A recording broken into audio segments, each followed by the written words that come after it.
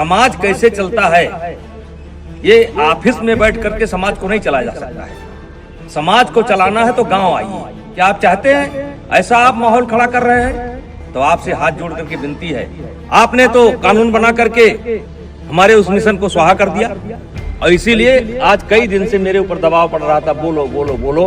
हमने कहा हम गांव में जाकर के बोलेंगे। ये बच्चों को मैंने जानबूझ करके इकट्ठा नहीं किया। दलितों के ऊपर अत्याचार ना हो इसके लिए कानून बनाए। क्या दलितों के ऊपर अत्याचार रुक गया? महिलाओं के साथ अत्याचार ना हो उसके लिए कानून बनाए आप, क्या वो रुक गया? जहां ऐसे कानूनों की समीक्षा की बात होनी चाहिए, अब पता नहीं किस मंशा से अधिकारी बैठ करके ऑफिसों में निर्णय ले लेते हैं। सरकार से कहना चाह रहा हूं कि समाज कैसे चलता है, ये ऑफिस में बैठ करके समाज को नहीं चलाया जा सकता है। समाज को चलाना है तो गांव आइए और गांव में देखिए कि बिना भेदभाव के, बिना किसी जातीय रंग के एक साथ बच्चे खेलते हैं। कोई बच्चा किसी की जात नहीं पूछता है। क्या आप चाहते हैं कि भविष्य में इस घर के अंदर एंट्री दी जाए तो ओबीसी को न दी जाए? क्या आप चाहते हैं इस घर में एंट्री दी जाए तो दलित को न दी जाए? क्या आप चाहते हैं ऐसा आप माहौल खड़ा कर रहे हैं? तो आपसे हाथ जोड़ करके विनती है, इस मामले को वापस लीजिए। और मैं अपील करना चाहता हूं, सवर्ण समाज से अपील करना चाहता हूं कि इसमें संपर्क करिए ओबीसी के लोगों से। ओबीसी समाज के जो समझदार लोग हैं उनसे संपर्क करने की जरूरत है। जो दलित समाज के समझदार बच्चे हैं उनसे संपर्क करने की जरूरत है और उनसे इसका विरोध कराना है। क्योंकि गांव में हम एक साथ रहते हैं। गांव में कोई शादी होता है, ब्याह होता है, हर आदमी का कोई ना कोई हक है, कोई ना कोई नेग है, हर तरीके से भागीदारी होती है। अभी मैंने सनातन कथा कराया, 1 जनवरी से लेकर के 8 जनवरी तक मैंने सनातन कथा कराया और जिसमें सदगुरु रितेश्वर महाराज जी ने कथा कहा।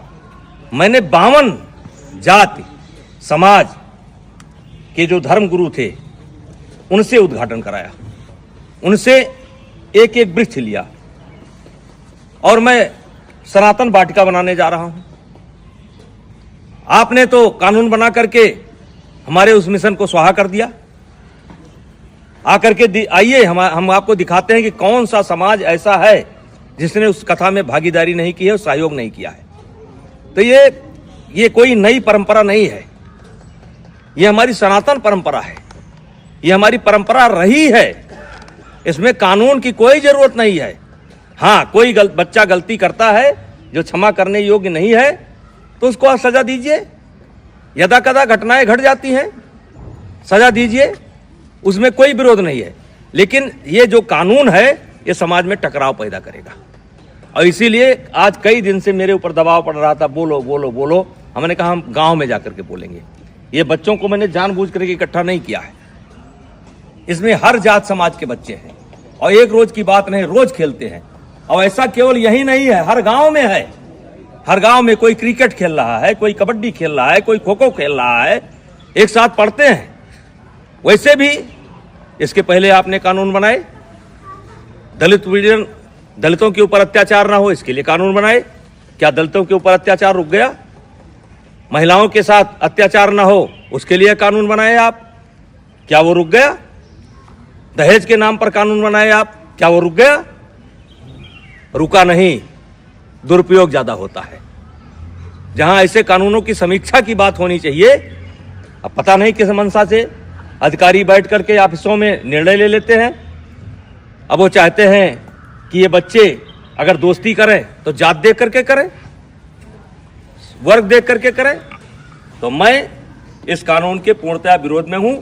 अगर जरूरत पड़ेगी तो आंदोलन होगा, लेकिन आंदोलन में केवल क्षत्रिय नहीं होंगे, सनातन धर्म के मानने वाले सब होंगे, दलित भी होंगे, पिछड़े भी होंगे। ऐसे कानून की जरूरत नहीं है जो कानून हमको बांटता हो।